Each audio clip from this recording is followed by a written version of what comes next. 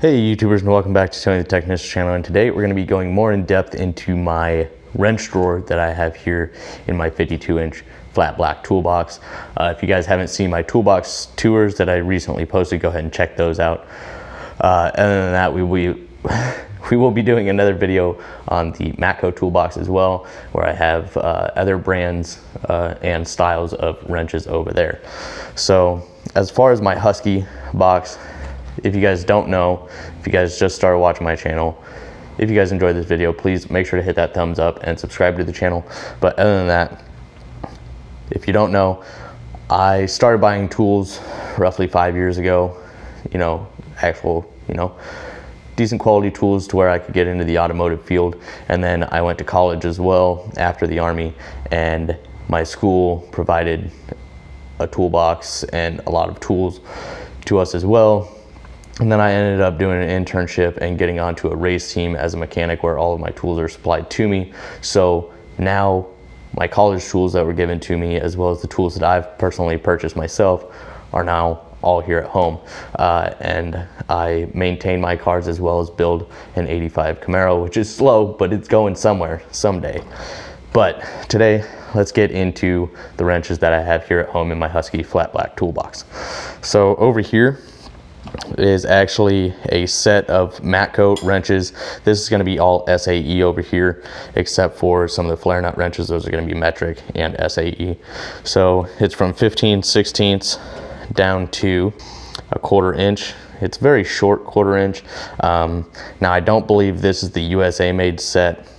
I have a USA made set from Matco, but when I received these, I looked all over the box, and it's like they were hiding it. There was literally nowhere on the box where it stated where it was made. So I'm guessing Taiwan for these. It is the spline drive box end, actually, instead of the standard 12-point design. Very similar, but other than that, they do have open end design in the teeth. Maybe you can see that. And overall, they're still really good wrenches. I don't use SAE all that often anymore. I used to work on a lot of older vehicles where SAE was necessary, but nowadays I just, I don't use it all that often. But it's always better to have it and not need it, that saying. So over here I have the Gearwrench SAE flare nut wrenches. They're a little bulky. I haven't had any issues with the head splitting open or rounding off anything, as long as you lubricate the lines and everything well beforehand. I haven't had any issues with these. They do start to get bulkier as you go up in size, but then again, you're trying to get as much coverage on that fitting as possible. So this is 3/4 and 7/8 down to 9/16 and 1/4 inch. So here you can kind of see with the 1/4 inch, it is not the best quality. The head there is pretty thick compared to the actual size of it, but for the price that I paid for these, they're really good.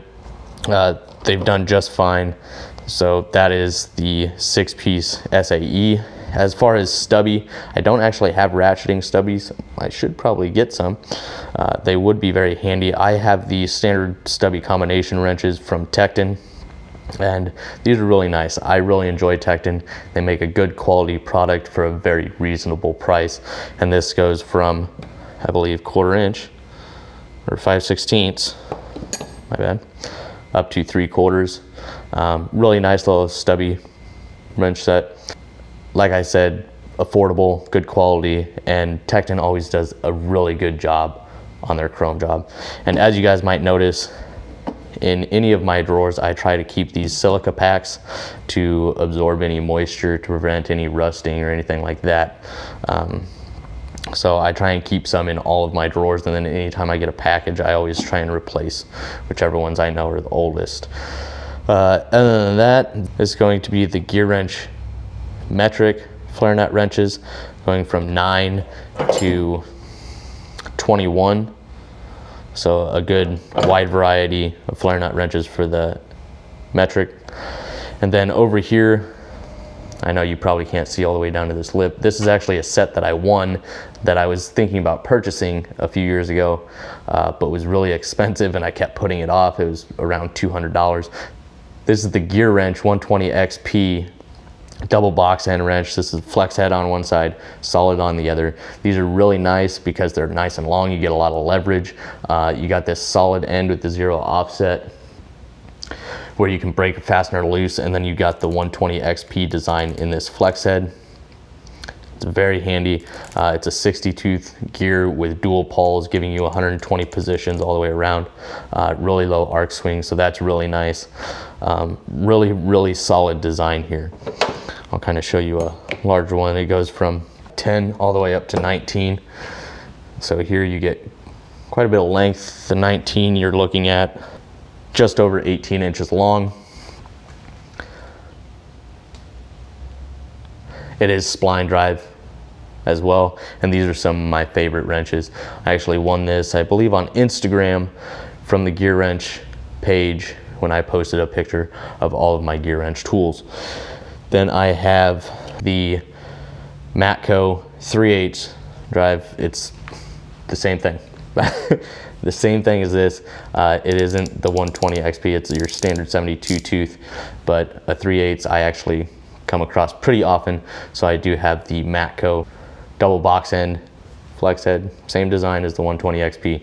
Obviously, you guys already know, if you know anything about tools, they share a lot of tools. Other than that, I have the deep offset from Gearwrench. This is the SAE set. They actually didn't have the metric set at the time. I haven't even looked to see if they do. I don't use these that often. They are handy when I do need them. This goes up to 1 inch and down to 3/8. So a nice little set here. Once again, not used all that often, but it is nice to have that deep offset when necessary. And then over here is my metric. Once again, I have the Tecton Stubbies all the way from 8mm up to 19mm. And once again, Tecton's been great to me. I really like their tools. Probably one of the most friendliest tool companies I've ever dealt with. A great warranty process, great deals on their website. So I continue to purchase things from them, and they always continue to surprise me with their quality and pricing. They actually have a lot of things made in the USA as well. So once again, guys, a majority of these tools, as well as almost everything else in my toolbox that I suggest, is gonna be linked down in the description for you guys. If you guys are interested in any of that, it's there for you. So over here, I actually have the Capri tools. I did a review on these a while back, and they're really nice. They're 100 tooth. This is 19 down to 8mm. Really nice set. You have a really nice anti-slip feature in the head of the wrench, open end of the wrench. Nice chrome job, nice high tooth count. It operates very smoothly. Other than that, this is a Gearwrench set. Yes, it does skip some sizes, but for the price at the time, I could not pass it up. It goes from 6, which is nice because they stated on the open end of the wrench and in the center. It goes from 6 all the way up to 32, and I think I paid $72 for it. I think it's around 100 now, but still a really nice set, a very large variety of wrenches. Once again, you can see the size up here as well as the center. For the price, I couldn't pass it up, especially for those times that I need a larger wrench, and it does have an open end feature. It's not as aggressive as, say, the Capri or the Matco or anything like that, like this design where it's got teeth all over in it, but it does have its own anti-slip design. Hopefully you guys can see that. It's basically a larger tooth in there to prevent rounding off. But overall, this was a great purchase. With the work I do, it's not very often that I need something that large, but it still comes in handy. So over here, I have Gearwrench, Capri tools, Tecton, Gearwrench, Tecton, Matco, a wide variety, and very, very handy. I haven't had any issues with any of these. No spreading for the flare nuts. wrenches, no issues with the 120XPs or the Capri's ratcheting mechanisms. So all of these have been great. So please stay tuned for my video on the Matco Toolbox, where I go into my wrenches there, where I have different designs and brands as well. So I really hope you guys enjoyed. Once again, all of these will be linked down in the description. And if you guys enjoyed, please hit that thumbs up, leave a comment down in the comment section.